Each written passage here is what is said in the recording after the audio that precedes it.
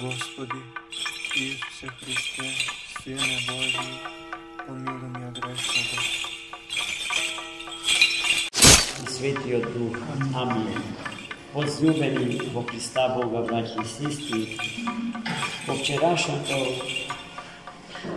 кажување за празникот остави впечаток мислата дека откако светите апостоли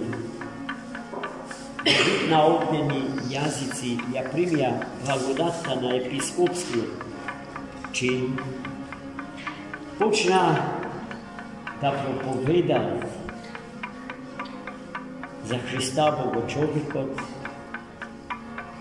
кој што за 10 дена пред тоа пак ги остави за повтор да дојде на јазиците на кои што беа присутни разни етноси и сведоци на тој чин, за кој што рековме уште вчера дека беше јавен чин, не скриен. Сите ефекти за ушето и за окото дофатливи се случува пред очите и ушите на сите во тој ист ден.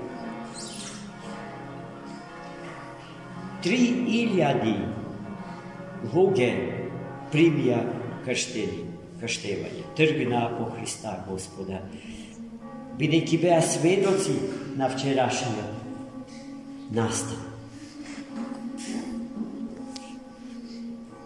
Апостолите со своето однесување побудија голема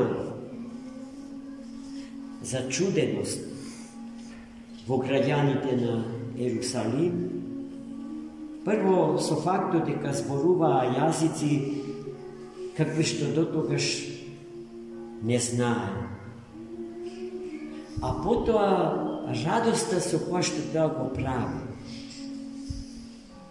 Налик на човек опиен од вино, а тие вино не пиен. Откаде такво настроение на духот? Која е причината за таквото настроение на духот? Духот Свет, браќи и сестри, што го примија и кој што ја овозможи, го овозможи чинот на излегување на личноста под дејство на Светиот Дух надвор од границите на собствената природа. За светите отци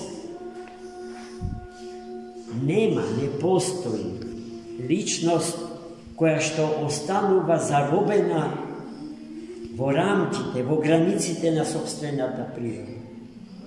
Оној кој што сака да живее, за жал, мнозина од луѓето така живеат, така сакаат да живеат, се сведуваат на анимално живо и стануваат дел од животинското царство на планетава Земја.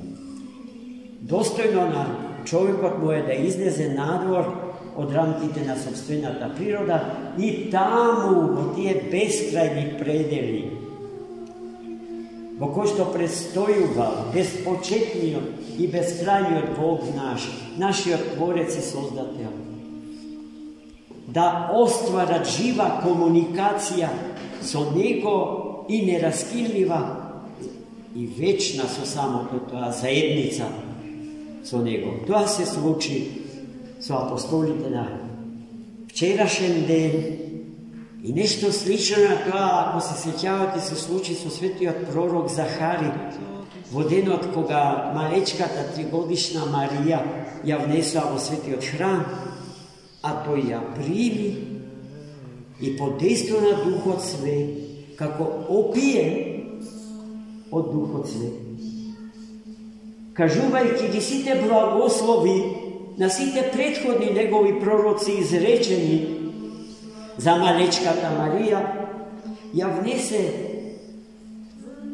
во најсветиот дел од олтарот, святих, во кој што жена не смееше да стапне, освен првиот меѓу свештениците, архиерејот, и само еднаш во литургиската година. Има, се разбира, уште многу примери.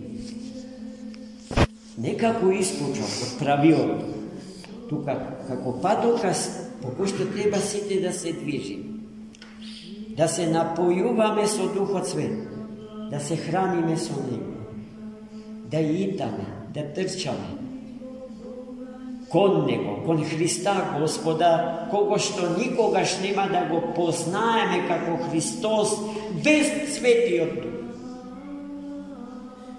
Оној што без Светиот Дух сака да го препознае Христа, препознава лажни месии, лажни Христоси за Христа. И таквите ги имаме околу себе, браќи и сестри.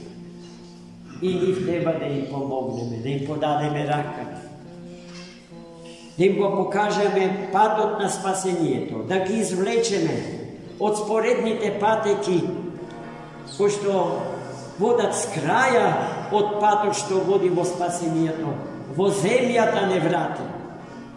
Таму каде што живот нема, каде што светлина нема, каде што радост нема, таму каде што утеха нема, каде што добрина нема. И да не ги набројувам сите христијански вредности на вечната неменлива и неминлива православна христијанска лествица на вредности, за која што ние велиме дека е традиционална, само затоа што не е нешто што на минатото му припаѓа, туку вечна и неминлива, а тоа значи дека е пред секое време и дека секое друго време,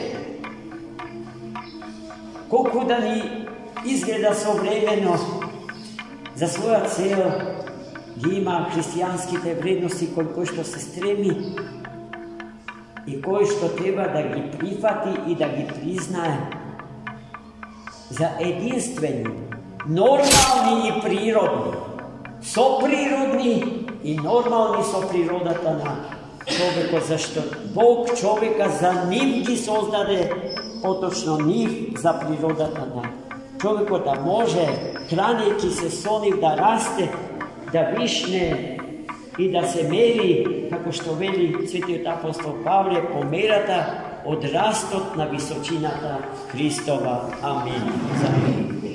Господи Исусе Христе, Сине Божи, помилуй меня грешного.